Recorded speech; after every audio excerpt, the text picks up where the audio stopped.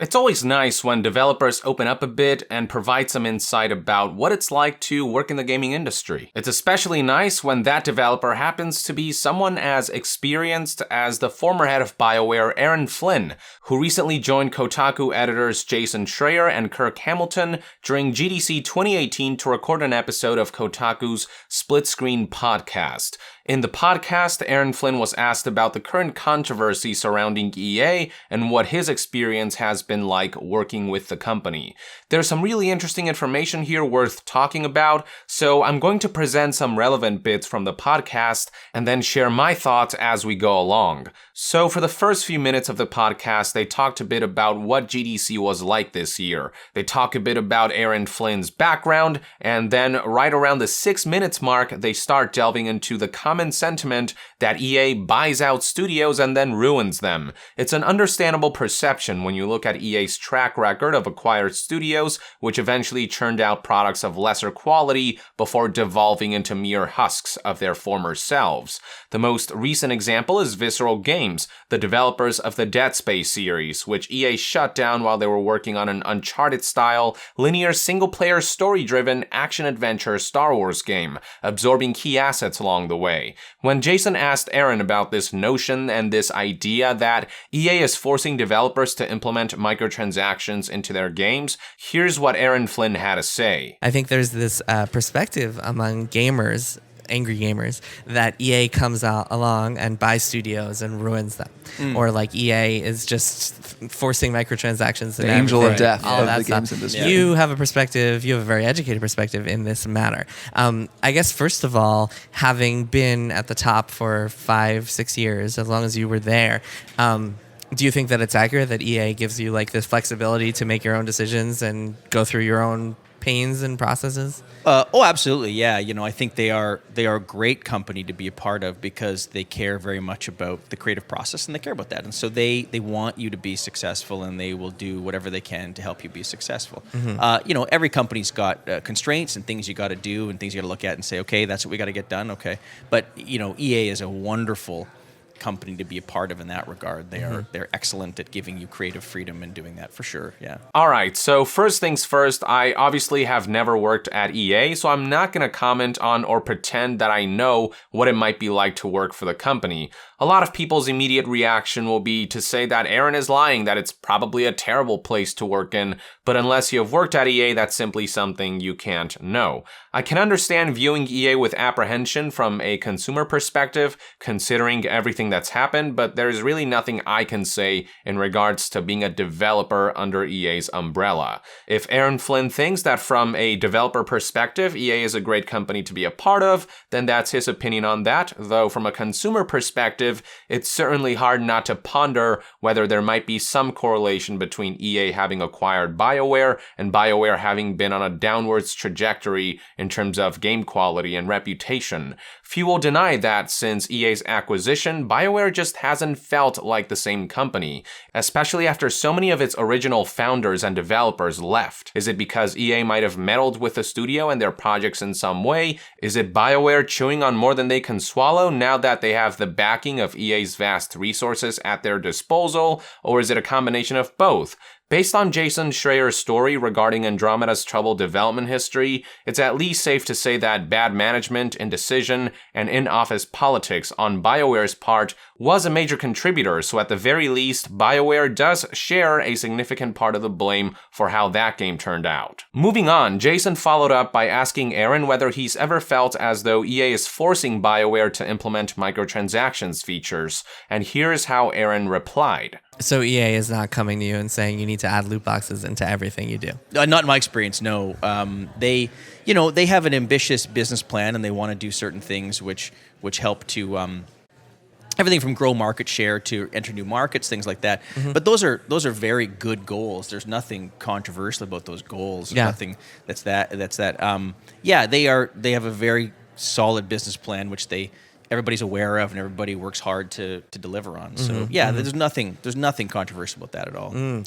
Okay, so EA has ambitious goals when it comes to their business plans, and that's fine. There is nothing wrong or controversial about setting a high bar in terms of wanting to be financially successful. But I think the means by which you set out to achieve those goals defines you as a company, and the way EA has been going about making money as of late is absolutely controversial. The way they've been prioritizing financial success at the expense of the quality of their products and the expense of the consumers. You can't look at the execution of Star Wars Battlefront 2 and say that isn't controversial. Jason then proceeded to inquire about Bioware's transition from being a small independent studio to becoming a part of a big corporation like EA, asking what that was like. The response Aaron provided was transcribed in Kotaku's article of this episode of the Split Screen podcast. And what he basically said was that being an independent studio in Edmonton could be somewhat isolating, and that joining up with EA allowed them to expand their horizons and become a part of a community and extended family of developers and studios with their own war stories and perspective. I think it is important to keep in mind that as tempted as one might be to view EA as this singular, scummy hive mind, there are talented and passionate developers within the company who do strive to do the best work they can. So I certainly can understand how refreshing it might be to be able to meet like-minded folks with their own history in the gaming industry, to exchange notes and ideas with and the like. The word that Aaron used to describe that aspect was empowering. From there, Jason pressed the issue of EA's pattern of acquiring studios and then shutting them down in the near future for one reason or another, to which Aaron had this to say. But it is, I mean, you can't deny the pattern that EA has of gobbling up these studios and then them having to shut down for one reason or another. Yeah, I see it too. You know, I'm a gamer too. I play a lot of games, and I know that narrative. You know, I couldn't put my finger on a specific thread for it. Like I don't, you know, there's been different CEOs of EA over the years, you know, so is it coincidence? Phases. Is it not? Yeah, like I don't know. There's certainly no mandate for it. But God, that'd be ridiculous. Like how could there possibly be? There's only a desire to see them be successful and to see everybody do that. And you know, this industry moves so fast and changes so much that, you know, it's so much more to do with that, in my opinion, than anything about, you know, hey, tough luck for you guys. It goes without saying that I don't think EA's goal is to shut down as many studios as possible. That would certainly be a ridiculous mandate, as Aaron said. But I do think that there is something about EA's mentality of what is success and their methods of achieving what they deem success that chips away at studios before they buckle under EA's weight. I think EA sets the bar so high in terms of what they demand financially that when studios fall short of that, they're sooner than later seen as expendable and as a lost cause. Just look at what happened with Visceral. After Dead Space 3, a title that needed to sell 5 million copies to break even, woefully fell short of EA's expectations, in part due to the negative press that the title received for shoehorning EA-style microtransactions. The studio was eventually relegated to lesser projects like Battlefield Hardline, a project that was unappealing to folks over at Visceral who were more comfortable with third-person action games, according to Jason Schreier's investigative report on the matter. It reminds me of a TV show being moved to the notorious Friday night death slot. That's what television networks do when their goal is to slowly kill off a show that isn't getting the ratings that they want, and the equivalent of that is what EA seems to have done to Visceral. While there were a lot of factors that eventually culminated in Visceral's shutdown, they were as good as doomed when the studio buckled under EA's lofty expectations for Dead Space 3. Then there is Mass Effect Andromeda, which despite selling a couple million copies, failed to meet EA's sales expectations following the overwhelmingly negative PR surrounding the game's technical mishaps, namely the hilarious and terrible facial animations. Instead of giving Bioware Montreal the opportunity to learn from mistakes and come back stronger next time, EA immediately ushered them to the chopping block. So no, I don't think EA is deliberately setting out to shut down studios just for the fun of it, but I do think that their modus operandi naturally lends itself to acquired studios getting shut down left and right. And that's really the big issue that I think a lot of consumers who have grown up with so many beloved studios EA has shut down has with a notorious publisher. It all comes down to that saying that EA gives you just enough rope to hang yourself with. Next up, the discussion shifted to the Frostbite Engine, with Jason addressing the misconception that EA is forcing developers like Bioware to use Frostbite for their games despite the technical issues that it can cause for games that it wasn't built to handle, like, say, open-world RPGs akin to Mass Effect Andromeda. To that, Aaron provided the following clarification. One misconception that I want to correct. There's a lot of people think that EA forced the Frostbite engine upon you guys. But No, not at all. No. that was your decision, correct? Yeah, it was actually. So we had been wrapping up ME3, and we just shipped Dragon Age 2, and we knew that our Eclipse engine that we shipped DA2 on wasn't going to cut it for a future iteration of Dragon Age. Right. Open world, the renderer wasn't strong enough. Those were the two big ones. We'd thought about multiplayer as well. It'd kind of been in the back of our minds, and so we thought, okay, well, let's at least see if something is going to allow that. Eclipse wasn't. It was single player only. And then the trilogy was ending, and so we thought to ourselves, well, we're going to need a new engine for that. And so we really just talked internally about whether we were going to have, we had three options. We said, are we going to burn Eclipse down and start something new internally? Are we going to go with UE4 or the next version of UE3? I can't remember if UE4 was announced or not then. Or were we going to go with Frostbite? And Frostbite had been developed at DICE and had shown some really promising results on the rendering side of things, and it was multiplayer. And when it came down to it, we talked to folks, and we really liked the Frostbite option, and again, back to this idea of being part of a community, there were more and more teams who were considering Frostbite, and we were jumping in and saying, well, why don't we take the plunge? We got to do this. We'll be the guinea pigs. We'll go we'll do it. And it was a decision that I made after hearing all of the technical deep dives in probably late 2011, I would say, about then. Yeah. So, bottom line, the decision of Frostbite Engine completely came down to Bioware, it seems, with Aaron having final say. He says that it was a combination of the technology showing promising results in terms of rendering and multiplayer, as well as the communal aspect of EA with more and more developers using the Frostbite Engine for their own projects. Jason then asked Aaron if he thinks he made the right decision to use Frostbite, to which he responded as follows. So just a little bit of context in case people aren't familiar. The Frostbite engine was developed by DICE to make Battlefield games, and you guys had a lot of well-documented struggles with it because a lot of the tools weren't there yet. A lot of the things, the technology was designed for first-person shooters, and you guys were trying to make entirely different games. So in retrospect, after the struggles that you guys had to go through on Inquisition, on Andromeda, and now on Anthem, who knows what's going on, do you feel like you made the right decision back then? Oh, yeah, I think so. You get to be, going back to the community theme, being part of a community developer, especially because everybody's on it now, right? Everybody at EA, I think other than The Sims, and then a couple of the mobile titles are on it. And that is powerful. It is good to be part of a group of like-minded folks who are eating all the same dog food, right? That's a good place to be. It is. It's a good place to be. And credit to the Frostbite team, how they keep so many diverse titles on one engine, everything from FIFA to Anthem. See, I don't know if I could say that choosing Frostbite was the right decision, especially during a time in which the engine wasn't primed to handle a game like Mass Effect Andromeda. But then again, Aaron did mention that there's also the factor of, were they too ambitious with some of their ideas, and did that have more to do with Andromeda's problems? Based on Jason Schreier's investigative article on the matter, I think it's safe to say that it might have been a combination of both. It was ideas that were far too ambitious that lingered for too long, alongside the technical issues that came with making a game like Andromeda with an engine that was designed for shooters, all sort of gift-wrapped together with bad upper management and in-office politics.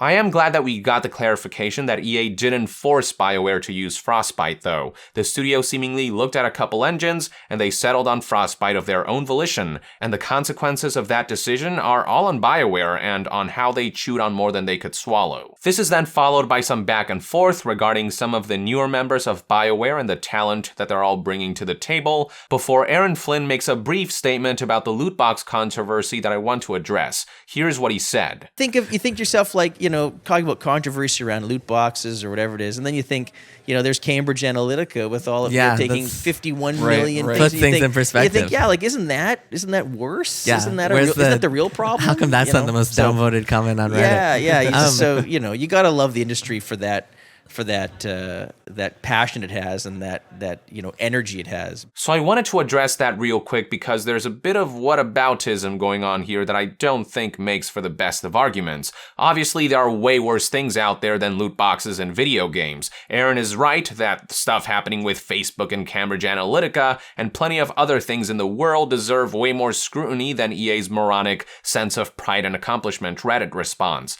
But we are gamers talking about games right now, And within the confines of that conversation, what is happening to the medium with the likes of EA leading the charge is depressing for a lot of consumers. Just because there's something much more terrible out there doesn't make what EA tried to do with Battlefront 2 and what other publishers are trying to do any less shitty. A murderer doesn't get to justify what they did by saying that Hitler did way worse. Obviously, that's a very exaggerated example, but my point is that saying such things dilute and undermine the issue rather than addressing it head on. Anyway, Jason's next prompt asked Aaron to address what he would do if someone adamantly opposed to EA and their tactics approached him. Aaron replied with the following. So, okay, imagine you're sitting in a room with someone and you're talking to the most hardcore gamer who's like a big Redditor and YouTube fan. Sure. And he hates EA. He thinks EA is the worst company in America. And he says to you, EA is ruining everything. EA forced Bioware to ship Mass Effect Andromeda before it was ready. And EA is blah, blah, blah, blah,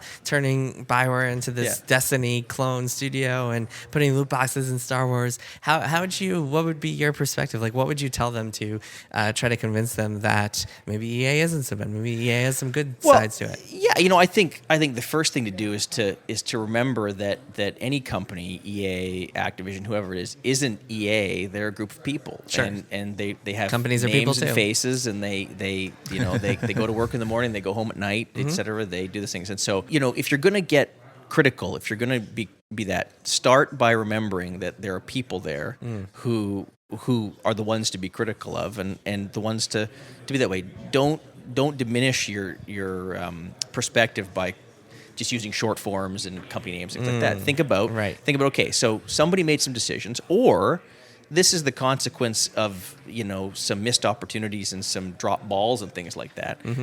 Think of it that way. Don't think of it as some nameless, faceless company entity is doing these things. Well, I think the right? industry's opacity is very good at making us think that these are just faceless. Yeah, and that's too bad, right? Like, and despite everything that you go to E3, you see people stand up on stage and do those things. I've been part of that. You would hope that people could get more human about those things, because everyone's trying to be human about it all. Everyone's trying to do that, but unfortunately, people revert to corporate entities and things like that. I just think if you want to have a conversation with me about that kind of stuff, let's start by having a conversation about people, not about those things. Overall, that's definitely a sentiment I can agree with. As I mentioned before, I think it's too easy to forget that there are indeed individuals working at the company, that it's not just this one giant hive mind called EA.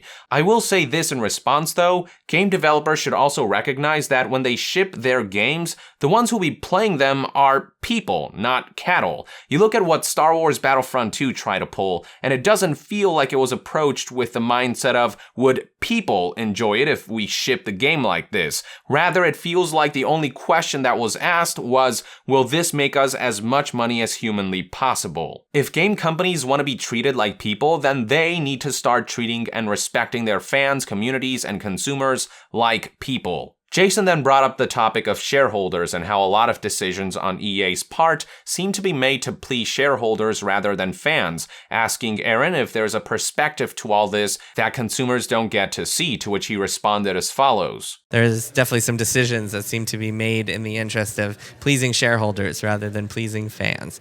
So as someone who has been in the trenches with those executives there, like, what kind of perspective do you get that you think people don't see, that people wouldn't know about, that you feel like people should know about? Yeah, I guess the biggest one would just be around, don't think that there's these edicts about anything like that. It's never a case that it comes down and it's like, thou shalt do this. No, I mean, everybody it's quite an open company in my experience. I've had the privilege of having conversations with folks in very senior positions about the status of things and things like that. And again, these are conversations we have, and it never goes that way of thou shalt do this and thou shalt do that. It's never that. It's always, look, what do we think we can do? This is what we're trying to achieve. Okay, can we do this? You think we can? This. It's more that than it is anything else. And, it's unfortunate that things don't work out, and that's tough, and everybody should be held accountable to that, and that's how it works when you're in business. But it's not the case that there's some power-hungry monster at the top. It's not that. So basically, he's saying that there isn't some mustache-twirling evil overlord chaining down studios and subjugating them to their will. Okay, I get that it's not as exaggerated as some people might make it out to be, but it also sure doesn't seem like flagship developers can opt out of EA's live service business model either. It doesn't explain how every major EA release seems to implement in-game purchases in the style that the publisher favors. Not to mention that EA, as the company publishing these games, has the power to say, hey, maybe we shouldn't ruin our games with glorified gambling mechanisms. But they don't. They are willfully complacent, and they've gone on record to express that their ideal future is one where all games will be recurrently monetized live services. They also have the audacity to say that loot boxes and the like are beneficial to consumers because they offer player choice or a sense of pride and accomplishment and whatnot. But gamers have expressed time and again that they hate this stuff, that microtransactions tend to undermine the core gameplay experience, and yet EA is more than happy to play dumb until shit hits the fan. Which is why I can't be sold on the idea that EA is innocent in any of this. It's their business plan. Ultimately, it's the publisher who's steering the ship.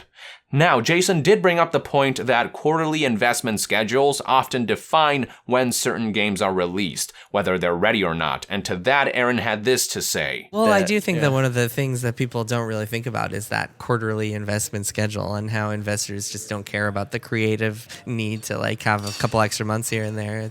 Yeah, I don't know. I haven't spent any real time talking to investors. It wasn't my role and still isn't. So yeah. Yeah, I don't know. I mean, you might know more about it than I would on that regard. Well, just the idea that it's like, okay, we can have a couple extra months, but we have to be out by March. We have to be out by at the end of March. Yeah, you're like the short-term versus long-term Yeah, thinking, exactly. Right? Maybe. I mean... It's just like a problem with capitalism in general, this idea that it's like all about the quarterly returns. Yeah, I mean, it fits your narrative, like, but then there's other companies like Apple and Amazon who seem to be bucking that trend and doing amazing. Google probably too, right? Sure. So, again, I'm not sure it's the case that only short-term thinking wins. I don't think it's that. I think no, not at all. I think short-term thinking doesn't win, but a lot of companies do it. So maybe you're right. Maybe your criticism is that sometimes we get rewarded for short-term thinking and we start to get addicted to that. And, right. And we should be constantly long-term thinking. Not gonna lie, it's a bit strange to me that the ex-head of Bioware would know so little about the process of how deadlines are established behind the scenes in relation to investors. But the point I'll make is this. There are plenty of other game companies out there that struggle with having to weigh the creative and financial aspect of the business, and yet they thrive without resorting to shady monetization tactics or without rushing their products to the whims of investors. We have seen companies like Nintendo, Sony, CD Projekt delay games to achieve the highest quality possible without relying on underhanded microtransactions, even if it meant missing out on some short-term profits, and yet they still achieved financial success. So yeah, I mean, when there are so many other game publishers and developers setting an example, what excuse does EA have? I don't believe for a second in the notion that EA's hands are completely tied, that they can't thrive or survive without operating the way they do. I believe that EA deliberately chooses the easiest path of lucrative revenue at the cost of integrity and consumers for the simple fact that it's just easier and more lucrative that way. EA's actions over the past few months and years have done nothing but informed that given the hard right path versus the easy scummy path, they'll always take the easy path. Anyway, moving on, the conversation shifted to some of the things EA has done right, like the way they supported Joseph Fuck the Oscar Ferris's game, A Way Out, which I myself made a video about for being EA's most consumer-friendly game in years. So I certainly agree with the notion, but if only EA could extend these practices to their flagship titles as well. The interview then finally concluded with a discussion on Anthem and how the game took a lot of time to incubate because of its ambition and how different it was from BioWare's usual projects, how the core idea of the game hasn't changed much over the years, but other than that, no real new information. There was also talk about the more optimistic side of the industry and how game development is more approachable and streamlined than ever before due to the many great tools out there, before Jason finished things off with the following statement. And yeah, we've always been kind of like naysaying the angry like people on Reddit and whatnot who are just freaking out over loot boxes. I personally like can't bring myself to care that much about like if there's a loot box in a game I'm playing, but we've talked about that quite a bit. I never buy cosmetics in games or anything like that. So yeah, we view this stuff with a nuanced tone, I would say, more than a pessimistic tone. To that, I'll say that while I get that there is more than one side to every story, for a lot of gamers who spend their hard-earned money on games, there is nothing nuanced about what Battlefront 2 tried to pull, about the shit show that's been Destiny 2, the rushed launch of Andromeda, the undermined Shadow of War, and how many game standards are lowered for short-term financial gain. Jason may be more apathetic about the issue, but there are a lot of folks out there who do feel the negative impact of this crap, who remember a time when they didn't have to constantly worry about how games would attempt to manipulate and nickel and dime them. I, for one, believe that the anger is completely justified and that when anger is properly channeled, it can ultimately lead in a positive change in the status quo. Anger and that feeling of this isn't right, it's how all status quo shifts begin, both on a small and large scale. And while there are toxic segments who contribute absolutely nothing to the conversation, there are many others who are providing sensible, constructive criticism and expressing near universal pessimistic sentiments, even if harshly. The gaming industry needs to remember that its foundation is us, the gamers. So when gamers start to tell you something in unison, maybe it's time to stop looking down on us like cattle and listen to us like people and stop treating us like idiots for a change. That way we can go back to focusing on the amazing possibilities that video games pave the way for, rather than on the disgusting ways that the medium can be exploited. Wouldn't that be nice? These are just one man's thoughts and opinions anyway. I'd love to hear what your take is on all of this in the comments below. With that, I would like to end this news update. Thank you for tuning in. If you enjoy my content, consider supporting me on Patreon. It is completely optional, but donating even as little as $1 a month will go a long way in helping this channel grow. And to be further updated on all things gaming news, reviews, and discussions, stay tuned right here on Young Yeah. I'll see you guys next time. Young out!